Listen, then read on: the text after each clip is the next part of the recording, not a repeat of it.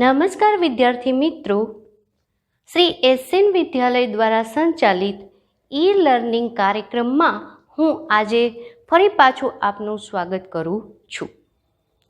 आज हम पढ़ेंगे शुद्ध अशुद्ध वाक्य की पहचान कैसे होती है। वाक्य में वर्ण और शब्द और वाक्य आदि के हिंदी भाषा में कुछ नियम बनाए गए हैं। वर्ण, शब्द और वाक्य आदि के कुछ नियम बनाए गए हैं। उन नियमों का हमें बोलते समय या लिखते समय ध्यान देना होता है। यदि हम उन व्याकरण के नियमों को नहीं पहचानते या नहीं जानते तो हम वाक्य में कई भूल कर बैठते हैं। तो आज हम यह सीखेंगे कि वाक्य लिखते समय या बोलते समय हमें किन किन बातों का ध्यान रखना चाहिए। तो यहाँ पर शुद्ध और अशुद्ध वाक्य, शुद्ध यानी वह वाक्य जो भाषा की दृष्टि से उसमें कोई भी भूल नहीं होती, उसे हम शुद्ध वाक्य कहते हैं। और अशुद्ध वाक्य वह होता है जिसमें कुछ न कुछ हमसे गलती हो जाती है। व्याकरण की दृष्टि से जो हमें नियम बताए गए हैं उस नियमों का हम पालन नहीं कर पाते तो वह वाक्य अशुद्ध हो जाता है। तो आज हम क्या करेंगे, उन कुछ नियमों के बारे में पढ़ेंगे जिसके द्वारा हमें भाषा शुद्धि का हमें ज्ञान मिलता है। तो शुद्ध और अशुद्ध वाक्य में हमें कुछ नियम पढ़ने होते हैं। उन बातों का ध्यान रखना पड़ता है, छोटी छोटी बातों का ध्यान रखना पड़ता है। इससे द्वारा हम क्या कर पाएंगे कि कौन सा वाक्य शुद्ध है और कौन सा वाक्य अशुद्ध है, उसके बारे में हमें पता चल सकता है। वैसे देखें तो यहाँ पर जो शुद्ध वाक्य जो होते हैं उसके दो नियम हैं। एक है पदक्रम संबंधी नियम और दूसरा है अन्वय संबंधी नियम। सबसे पहले हम पदक्रम संबंधी नियम के बारे में पढ़ते हैं।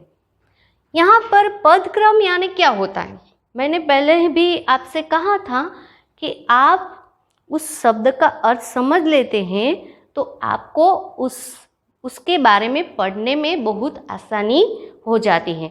पदक्रम यानी कि वाक्य में सबका स्थान निश्चित किया गया है। जैसे कि हमारा पहला नियम है कि कर्ता भाषा में, हिंदी भाषा में सबसे पहले कर्ता आता है, उसके बाद कर्म आता है और अंत में क्रियापद आता है। इस क्रम को हमें कभी भी तोड़ना नहीं चाहिए।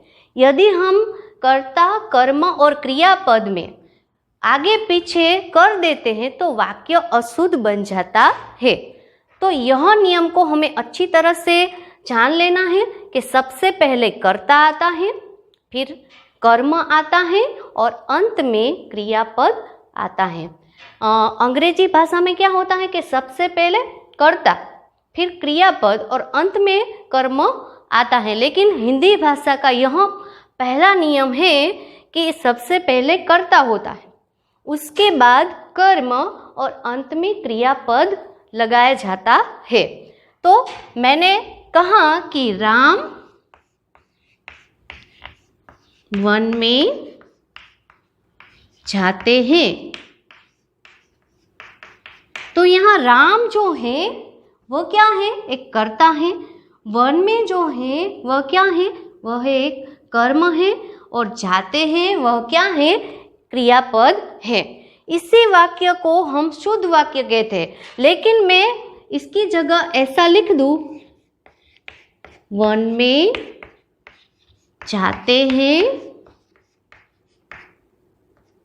राम, तो यह वाक्य हमारा क्या हो गया, गलत या अशुद्ध, और यह हो गया शुद्ध वाक्य। तो हिंदी में छोटी छोटी बातों का हमें ध्यान रखना है कि वाक्य में किन किन नियमों का पालन करना है।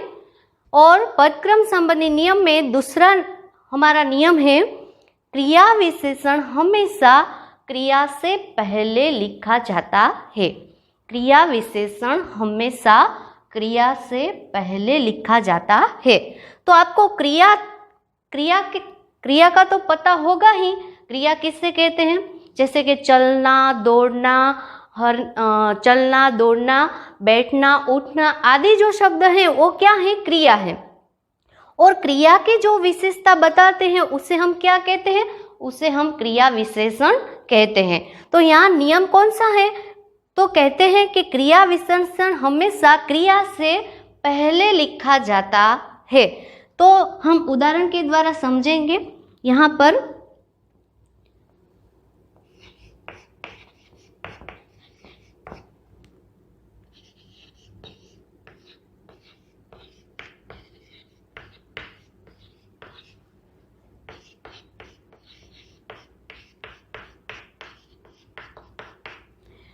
तो यहाँ राजेश धीरे धीरे चलता है। तो यहाँ क्रिया जो है वो क्या है? चलता है। और कैसे चलता है? तो वह कैसे चलता है? तो धीरे धीरे चलता है। यानी कि यह जो धीरे धीरे शब्द है वह हमारे क्या है? क्रिया विशेषण है।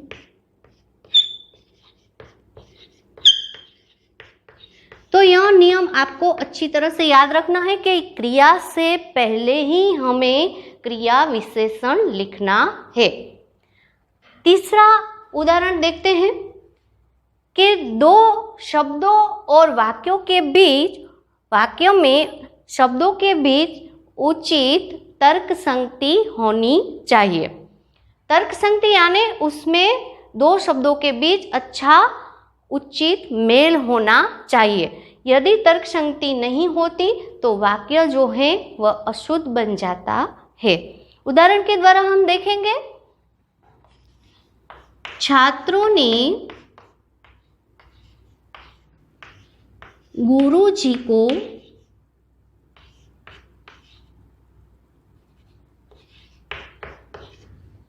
एक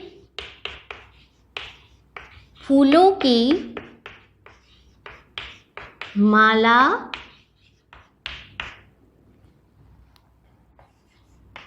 पहनाई।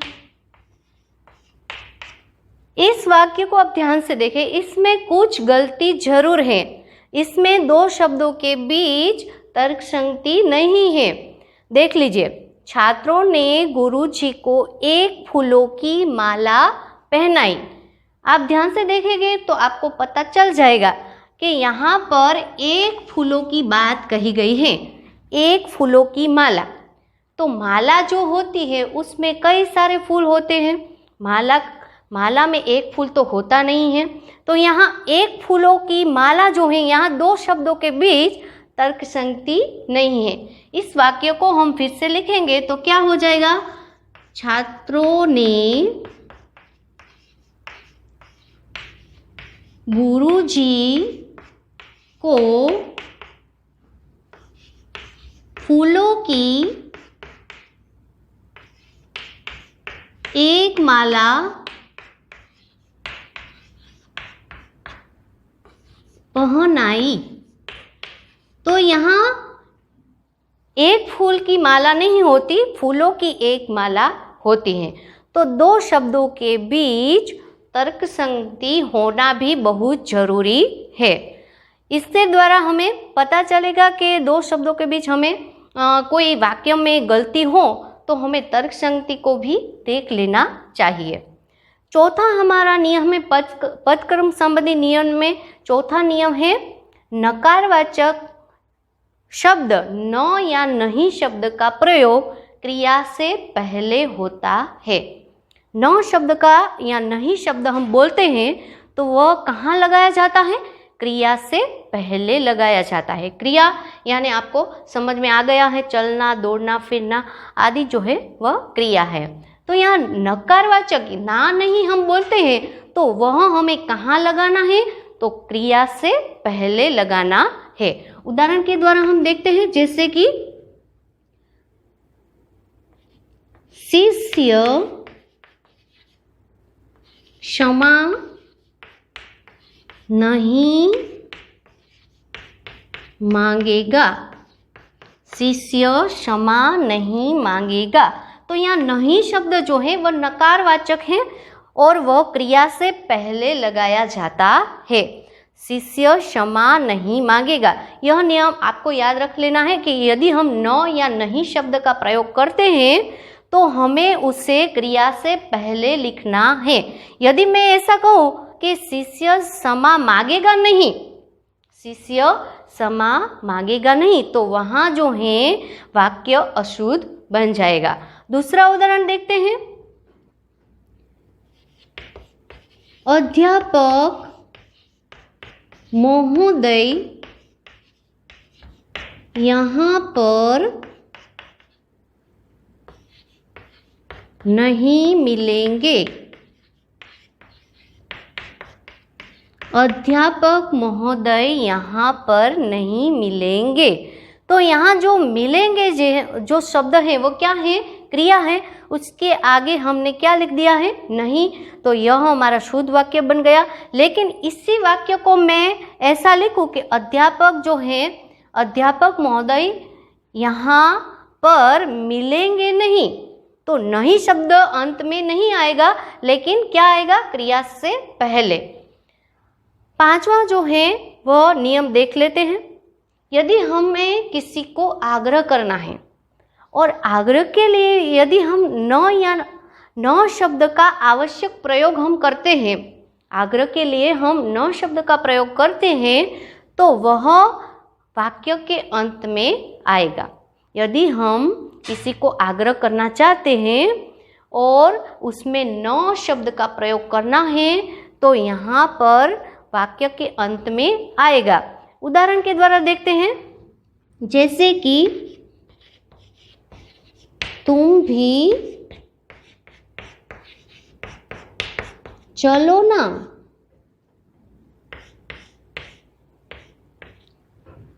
तुम भी चलो ना, तुम भी बैठो ना, तुम भी बातें करो ना। तो यहाँ जो न शब्द है वह आग्रह के लिए प्रयोग किया गया है। यदि हम किसी वाक्य में आग्रह के लिए न शब्द का प्रयोग करते हैं तो वह वाक्य के अंत में जो है वह लिखा जाता है। तो पद क्रम संबंधी नियम में हमें 5 नियमों को अच्छी तरह से याद रखना है। पहला जो है वो कर्ता और कर्म और अंत में क्रियापद आता है। इस क्रम को हमें अच्छी तरह से समझ लेना चाहिए, इसमें कभी गलती नहीं होनी चाहिए। और क्रिया विशेषण जो होता है वो क्रिया से पहले लिखा जाता है, इस नियम को भी हमें याद रख लेना है। और वाक्यों में 2 पदों के बीच तर्क संगति भी होनी चाहिए। जैसे कि 2 शब्द जो होते हैं वो आपस में अच्छी तरह से मिलते होने चाहिए। जैसे कि एक फूल की माला नहीं होती है, फूलों की एक माला होती है। और नकारवाचक जो शब्द हैं, जब हम ना और नहीं शब्द का प्रयोग करते हैं तो वह क्रिया से पहले किया जाता है।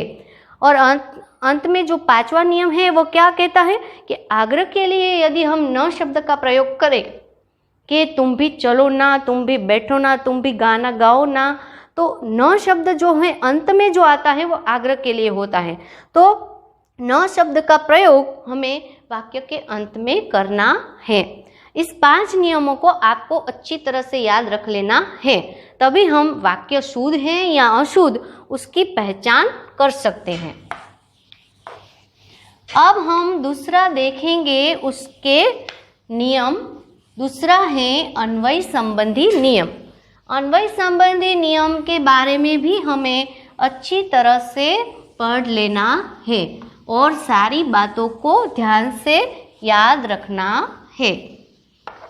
ऐसा करने से हम कभी भी व्याकरणिक लिखते समय या बोलते समय भूल नहीं करेंगे। तो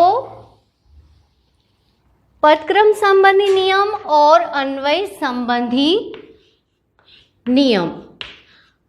पदक्रम यानी आपको पता चल गया कि वाक्यों में कर्ता, कर्म और क्रियापद का एक निश्चित स्थान होता है, उस स्थान को हम पदक्रम कहते हैं। और अन्वय यानी क्या होता है?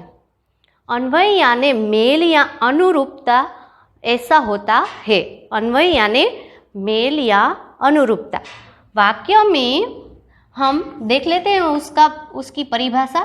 वाक्य में क्रिया के साथ उसके लिंग,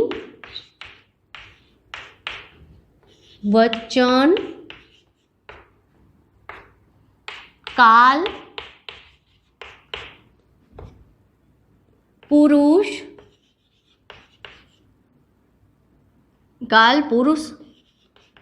आदि शब्दों में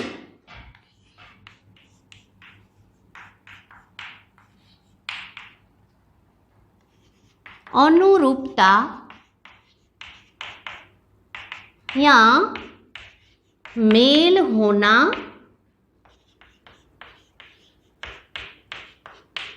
चाहिए। अन्वय यानी अनुरूपता या मेल।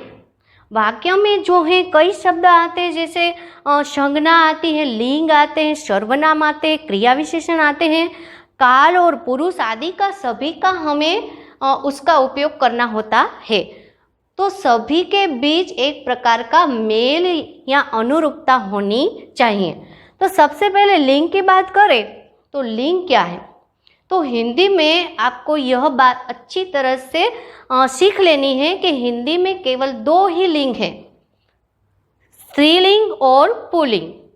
नपुंसक लिंग हिंदी में नहीं आते हैं। यदि आप लिंग का प्रयोग कर रहे हैं तो उसमें लिंग 2 ही है, स्त्रीलिंग और पुल्लिंग। वचन यानी एक वचन या बहुवचन। तो हिंदी में केवल 2 ही वचन होते हैं, तीसरा वचन नहीं होता है। लिंग भी 2 है और वचन भी 2 है। इस बात को आपको अच्छी तरह से याद रखना चाहिए। काल यानी वर्तमान काल, भविष्य काल और भूतकाल। पुरुष यानी पहला पुरुष, दूसरा पुरुष और तीसरा पुरुष। पुरुष यानी यदि मैं अपनी बात कह रही हूँ, मेरा, तो यह पहला पुरुष हो गया। तुम, तुम्हारा, यह दूसरा पुरुष हो गया। यदि 2 व्यक्ति किसी तीसरे व्यक्ति की बात कर रहे हों तो वह तीसरा पुरुष हो गया, जैसे कि वह, वे। तो ये शब्द जो है वो क्या है? वह पुरुषवाचक है। तो वाक्य में हमें क्या देखना है? क्रिया के साथ लिंग जो है, वचन जो है, काल जो है, वह पुरुष जो है, वो सभी में एक प्रकार का मेल होना चाहिए। जैसे कि मैं लिंग स्त्रीलिंग है लेकिन उसकी जगह मैं पुल्लिंग क्रियापद लिख दूं तो वाक्य हमारा अशुद्ध बन जाएगा।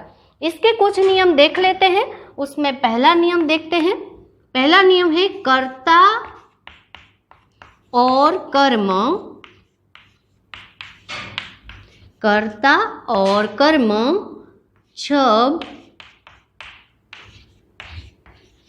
विभक्ति के साथ लिखा जाए तो क्रिया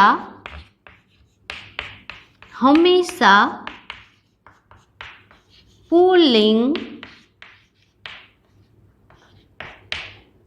एक वचन में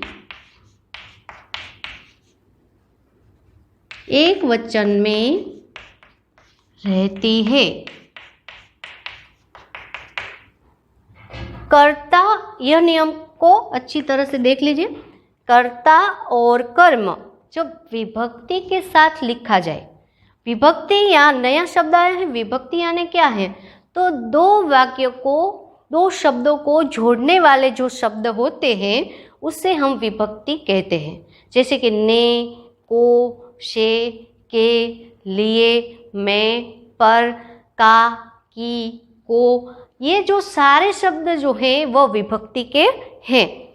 तो हमें नियम को याद रखना है कि कर्ता और कर्म जब विभक्ति के साथ जुड़ा हो तो क्रिया हमेशा पुल्लिंग एक वचन में रहती है। जैसे कि माँ ने लड़की को बुलाई। तो यह वाक्य आप ध्यान से देखें। माँ ने लड़की को बुलाई तो यहाँ पर यह वाक्य जो है वह अशुद्ध है। नियम में क्या कहा गया था कि कर्ता और कर्म जब विभक्ति के साथ लिखा गया हो तो क्रिया जो है वह पुल्लिंग एक वचन में होती है। तो इस वाक्य में हमें जो को शब्द है वह विभक्ति है। तो माँ ने लड़की को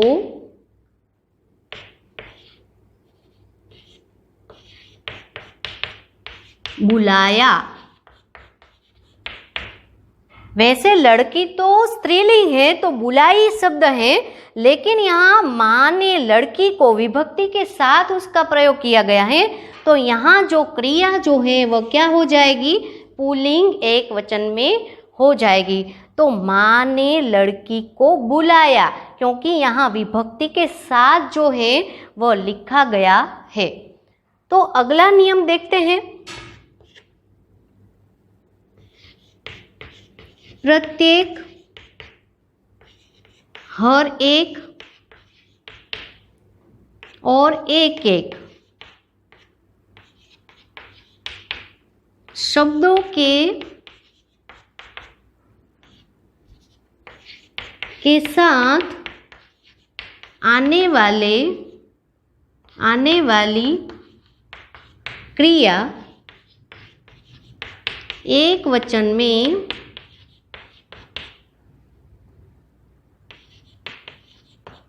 रहती है। ये जो शब्द आए वाक्य में, प्रत्येक, हर एक, एक एक, ये शब्द जो हमारे वाक्य में आए तो क्रिया हमेशा एक वचन में रहती है। जैसे कि प्रत्येक लड़का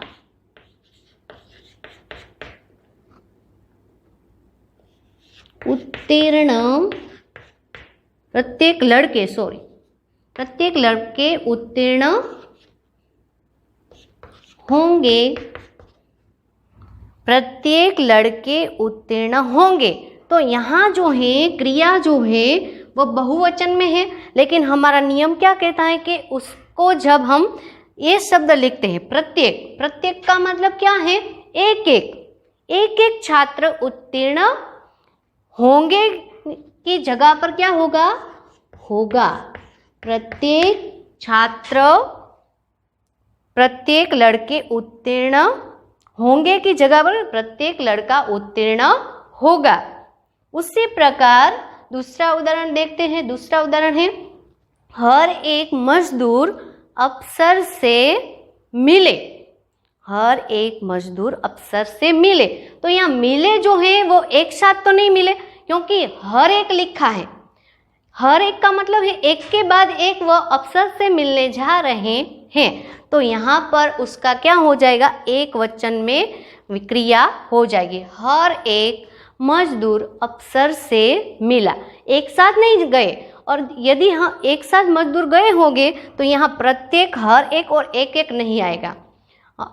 यहाँ पर हमें प्रत्येक, हर एक और एक एक शब्द के पीछे जो बहुवचन रूप आता है वह हटाकर हमें क्रिया को एक वचन में लिखना है।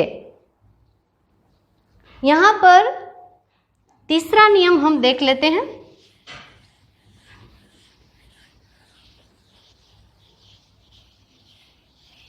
शुद्ध अशुद्ध वाक्य में हमें छोटी छोटी बातों का बहुत ध्यान रखना पड़ता है। कहीं भी गलती न हो, इस बात का हमें ध्यान रखना चाहिए। तीसरा है, क्रिया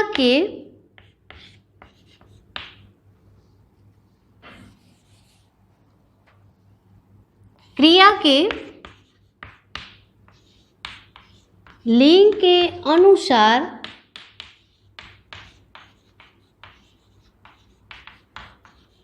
सर्वनाम होना चाहिए। यदि लिंग हमारा स्त्रीलिंग है तो सर्वनाम भी स्त्रीलिंग आएगा। यदि हमारा लिंग पुल्लिंग है तो सर्वनाम भी पुल्लिंग आएगा। तो सर्वनाम जो है वह लिखते समय हमें लिंग का बहुत ध्यान रखना होता है। जैसे यह मेरी कॉलेज है, यह मेरी कॉलेज है। तो यहाँ कॉलेज जो है वह पुल्लिंग है, तो यहाँ मेरी शब्द है वो क्या है, स्त्रीलिंग है। तो यहाँ पर क्या आएगा, यह मेरा कॉलेज है, यह मेरा कॉलेज है। दूसरा उदाहरण देखते हैं। तुम्हारी स्कूल कहाँ है, तुम्हारी स्कूल कहाँ है। तो यहाँ स्कूल जो है हिंदी में वह पुल्लिंग होता है, तो यहाँ तुम्हारी जो शब्द सर्वनाम है वो क्या है, वो स्त्रीलिंग का लिखा गया है। तो यहाँ हमें तुम्हारी हटाकर क्या करना है, तुम्हारा स्कूल कहाँ है। तो संज्ञा के लिंग के अनुसार हमें सर्वनाम का प्रयोग करना है। उसके बाद चौथा है संज्ञा के लिंग के अनुसार विशेषण होना चाहिए। संज्ञा के लिंग के अनुसार विशेषण भी होना चाहिए। यदि लिंग जो है वह स्त्रीलिंग है तो विशेषण भी स्त्रीलिंग ही आएगा, और यदि लिंग पुल्लिंग है तो विशेषण पुल्लिंग आएगा। जैसे आज मौसम सुहावनी है।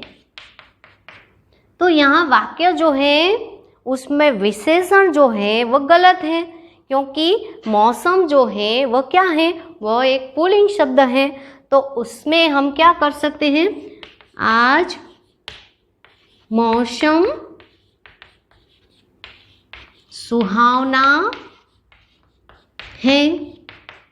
तो संज्ञा के लिंग के अनुसार विशेषण भी होना चाहिए। यदि यहाँ पर स्त्रीलिंग शब्द है तो वहाँ हमें स्त्रीलिंग विशेषण का प्रयोग करना है, और यहाँ पुल्लिंग शब्द है तो विशेषण भी पुल्लिंग होना चाहिए। अगला नियम है संज्ञा के लिंग के अनुसार विभक्ति का प्रयोग करना चाहिए। संज्ञा के लिंग के अनुसार विभक्ति का प्रयोग करना चाहिए। परमात्मा की महिमा अपार है।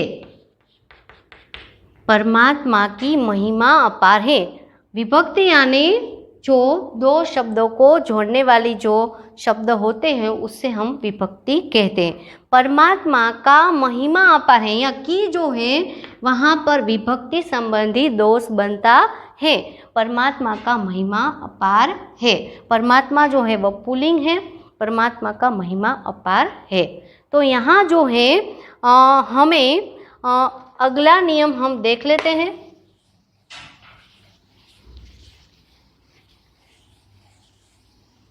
अगला नियम है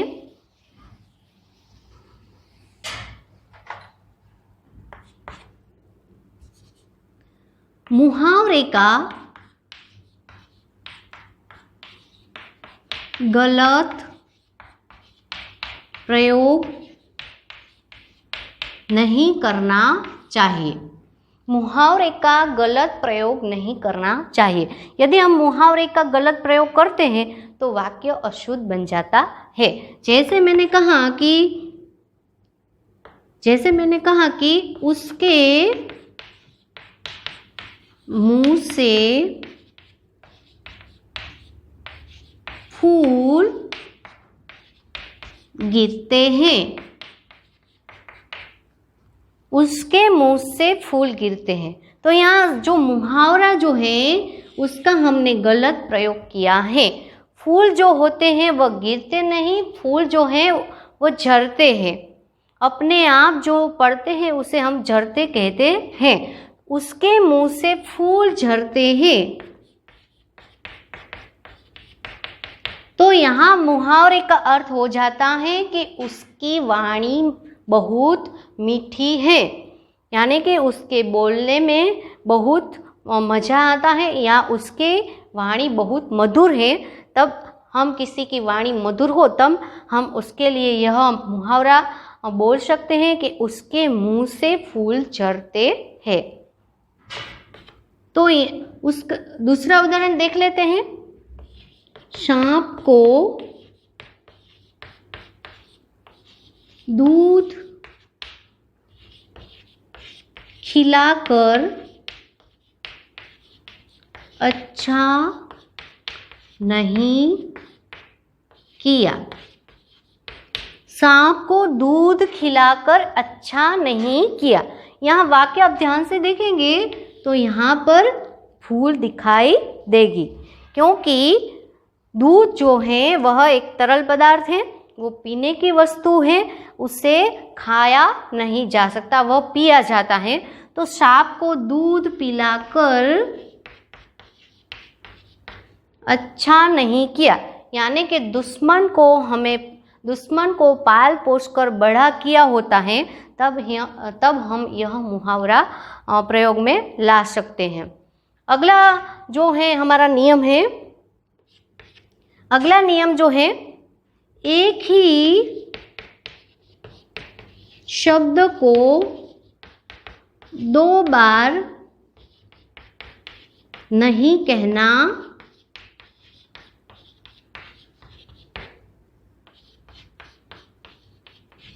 एक ही शब्द को दो बार नहीं कहना चाहिए। एक ही शब्द दो बार आता है तो वाक्य अशुद्ध बन जाता है। जैसे कि केवल, मात्र, छात्रों के लिए है। मात्र छात्रों के लिए है। तो यहाँ केवल और मात्र जो है दोनों का मीनिंग एक सा होता है। तो यहाँ वाक्य अशुद्ध बन गया क्योंकि एक ही शब्द दो बार आ जाता है। यदि हम ऐसा कहें केवल छात्रों के लिए, मात्र छात्रों के लिए, तो यह हमारा सही वाक्य बन जाता है। तो यहाँ पर दो शब्दों का एक ही बार प्रयोग नहीं करना है। अगला उदाहरण देख लेते हैं।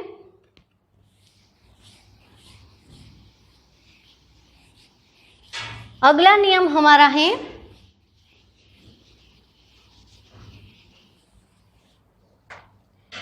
अपने नाम का परिचय देते समय श्री शब्द नहीं लगाना चाहिए। यदि आप अपने ही नाम का परिचय दे रहे हैं तो उसमें श्री शब्द नहीं आता। जैसे कि यह वाक्य है, मेरा नाम श्री मनोज भाई है। तो यहाँ पर जब अपना नाम दे रहे हैं, अपना परिचय दे रहे हो, तो यहाँ पर श्री शब्द जो है उससे हम प्रयोग नहीं कर सकते। मेरा नाम मनोज भाई है।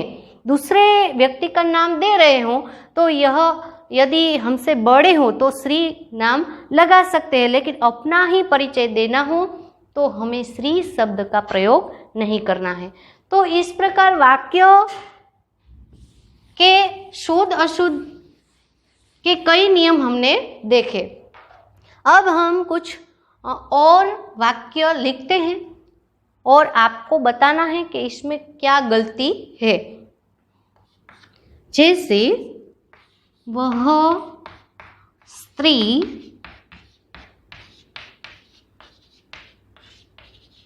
बुद्धिमान है, वह स्त्री बुद्धिमान है। तो यहाँ पर आप ध्यान से देखेंगे तो इस वाक्यों में गलती है, क्योंकि बुद्धिमान शब्द जो है वो पुरुषवाचक शब्द है और यहाँ पर स्त्री शब्द है। वह स्त्री बुद्धिमान है, तो यहाँ जो है विशेषण जो है वो पुरुषवाचक है। तो इसका हम शुद्ध करके देखते हैं कि वह स्त्री बुद्धिमती है। स्त्री के लिए क्या कहा जाता है? बुद्धिमती। यदि इसी वाक्य में मैं दूसरा शब्द लगा दूं कि वह स्त्री लेखक है, तो आप तुरंत ही उसका वाक्य शुद्ध कर देंगे कि वह स्त्री लेखिका है। तो यहाँ पर हमें लिंग, संज्ञा के लिंग के अनुसार जो है वह विशेषण का प्रयोग करना है। अगला उदाहरण देखते हैं। रघुवीर को एक लड़की हुई। तो यहाँ जो है वाक्यों में यहाँ भूल अच्छी तरह से दिखाई देती है कि रघुवीर को नहीं, रघुवीर के यहाँ एक लड़की हुई। रघुवीर के यहाँ एक लड़की हुई। तो यहाँ विभक्ति संबंधी दोष हैं। अगला उदाहरण देख लेते हैं। मैं मेरा काम करता हूँ। तो यहाँ मैं मेरा, तो यहाँ पर क्या आएगा? मैं अपना काम करता हूँ। अगला उदाहरण देखते हैं। सविता ने